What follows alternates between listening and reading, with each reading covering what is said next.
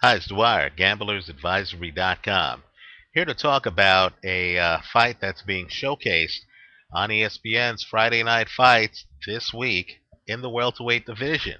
The winner might be in a position to be a player. But before I go further, just remember the opinion you should follow should be your own. Just consider this video to be a second opinion from a complete stranger online. Let's talk about the welterweight division real fast. You know what? It's in flux right now. Right? Andre Berto just lost his crown. Victor Ortiz, the champion, is fighting Floyd Mayweather, and we quite frankly don't know what's going to happen if Floyd wins that fight. Does Floyd even stick around to keep the belt? Does he give the belt back to the sanctioning body because he doesn't want to be locked into fighting a mandatory contender? And what does that sanctioning body do? Give it back to Victor Ortiz or order some kind of box off? I know, too, you have Selçuk Aydin. He's waiting for his shot at the title. It's long overdue.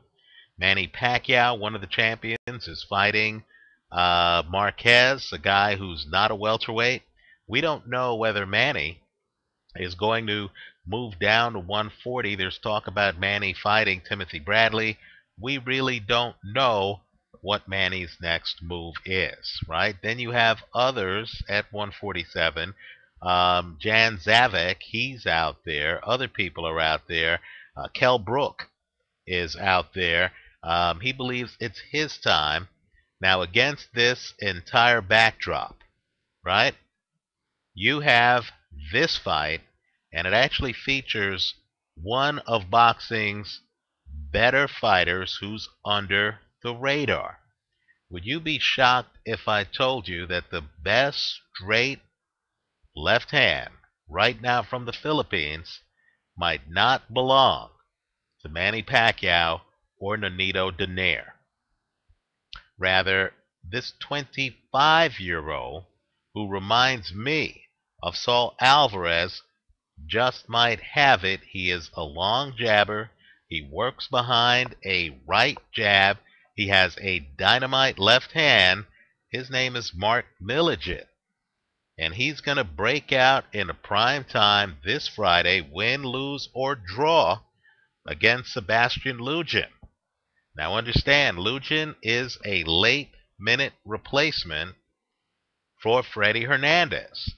And these late-minute replacement fights are always a problem.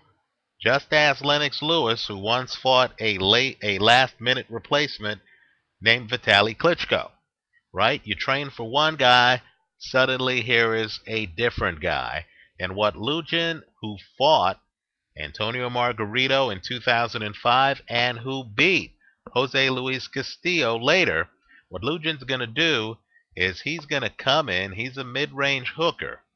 He's going to try to walk down Mark Melligen, who is like Canelo. He's operating from distance, he's shooting a jab, he's using foot speed, right? He's trying to set up a straight left hand. What Lujan's going to do is Lujan's going to say, okay, fine, you want to shoot that straight left hand? I'm going to get inside your jab. Let's have at it. I'm going to cut the ring off. I'm going to have you dancing along the ropes. Then I'm going to try to stop your movement. I'm going to try to come inside. I'm going to try to rip shots off your body. Then I'm going to try to go up top. I'm not going to waste a lot of time with jabs. I'm going to be coming in with hooks. I'm going to be coming in with power punches.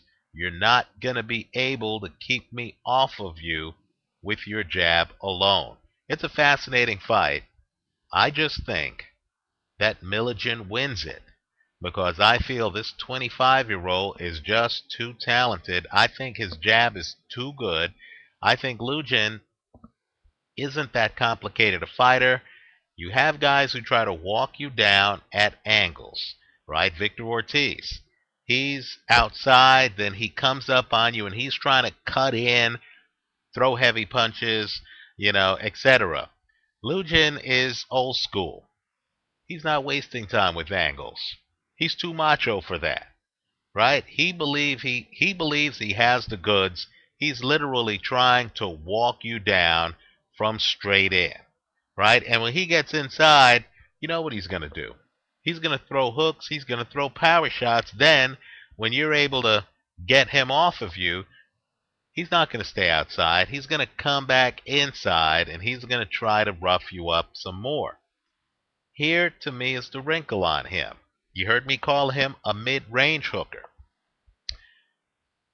The problem is, Lujan, in my opinion, can't take that extra step in. In other words, like Matthew Macklin against Felix Sturm, right? He's a guy who needs to literally stop about 1.5 feet from you and then mix it up. He's not a guy like Bernard Hopkins and others who can come in, put his shoulder up against you, and then rip shots to your body and make the boxing match look like a wrestling contest. And the thing I like about Melligen is Melligen, quite frankly, if you give him 1.5 feet, Melligen has the foot speed to take a step back, right? Melligen, if you're not tying him up and smothering him, Melligen simply is too much. He'll take a step back, then he's popping that right jab since he's a southpaw, then he's throwing an uppercut or a straight left, and this guy has a lot of knockouts. In other words, he's a boxer, puncher, just like Canelo. Right? Let me say this too. As you look at Melligen, understand that a Melligen-Canelo fight could well happen. I believe Melligen, who's relatively unknown, is actually more mobile than Canelo. You know, let me also make a point too. You know what's fatal to southpaws, right? Just ask James Kirkland. It's that straight right hand, right? Every time Teddy Atlas, commentates on a southpaw fight, he always says, throw a straight right hand at the southpaw. Well, think it through for a second and understand that Sebastian Lujan doesn't really throw straight punches. He's a hooker. I'm sure that's some of the math that went into this fight. Let me also point out, too, that Saul Alvarez's best punch isn't his right hand. I would say that it's a left hook. So as you look at Melligen, just picture Melligen against some of the bigger names at 147, including Kell Brook, including Andre Berto, who's on the way back, including Selçuk Aydin. I think Melligen takes this fight. If you're a straddle bettor, as am I, the straddle I would suggest would be Melligen to win, straddled against Sebastian Lujan by KO.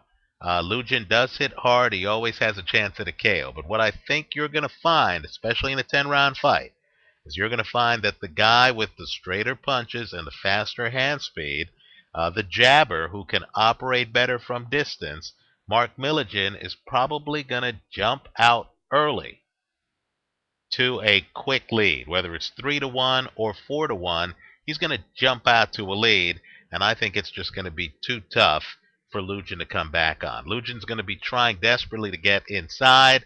Melligen's going to be taking steps back, having Lujan walk into his jab. Then when Lujan gets too over-aggressive, I think Melligen is going to then start hitting him with his power hand, his dominant hand, which is his left hand. So I like Mark Melligen in this one. This is a name you need to know.